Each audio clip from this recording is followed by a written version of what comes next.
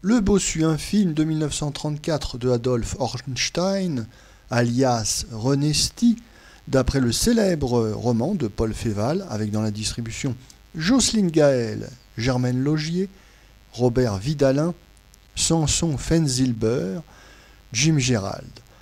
Le sujet: Philippe de Nevers et Blanche de Caylus se sont mariés secrètement.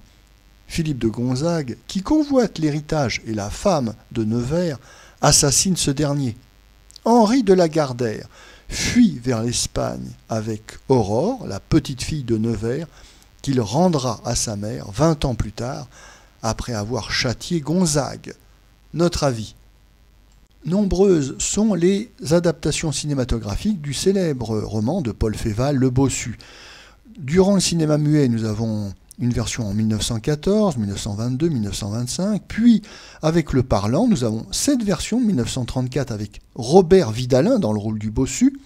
En 1944, ça sera avec Pierre Blanchard, en 1959 avec Jean Marais et en 1997 avec Daniel Auteuil. Cette version de 1934 est assurément la plus mauvaise, la meilleure étant celle de 1959 en couleur avec Jean Marais. Le Bossu a les mêmes défauts qu'un autre film de KPDP tourné en 1932 par Diamant Berger. François Vineuil dénonçait ce type de film où des producteurs cosmopolites essayaient de gagner de l'argent en bâclant l'adaptation d'œuvres célèbres du roman national. Ce Bossu de 1934 est un film très communautaire, produit par Kamenka, réalisé par Hornstein, dialogué par Baer.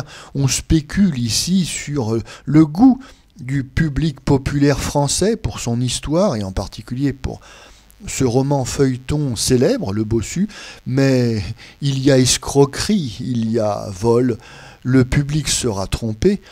Ce film est du vite fait, mal fait.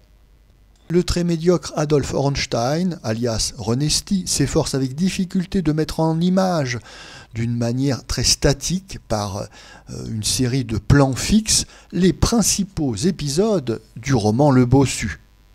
Il n'y a pas de mise en scène, il n'y a pas de direction d'acteur, il n'y a que des scènes photographiées d'une manière plate, anonyme et sans aucune imagination, et dans des décors qui sont tristounets, mais qui ont l'avantage de ne pas avoir coûté cher. Alors que les aventures du chevalier Lagardère sont palpitantes, c'est du roman feuilleton, eh bien, malheureusement, ici l'histoire nous est racontée d'une manière grossière, c'est du travail bâclé. Oui, ici, le panache français, vu du ghetto de Bucarest, est méconnaissable. Et ce n'est pas le jeu des acteurs qui arrivera à sauver le film. Alors ici, le Bossu, le chevalier Lagardère, c'est Robert Vidalin.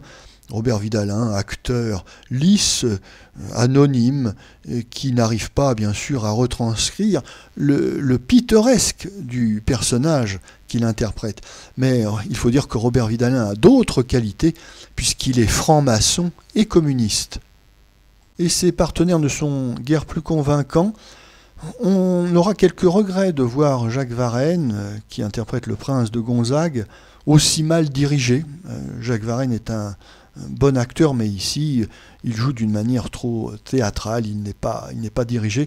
À l'inverse de sa toute jeune partenaire, Jocelyne Gaël, qui interprète Aurore de Nevers, et qui, du haut de ses 17 ans, eh bien, est une vraie actrice de cinéma et peut donner une leçon à ses camarades.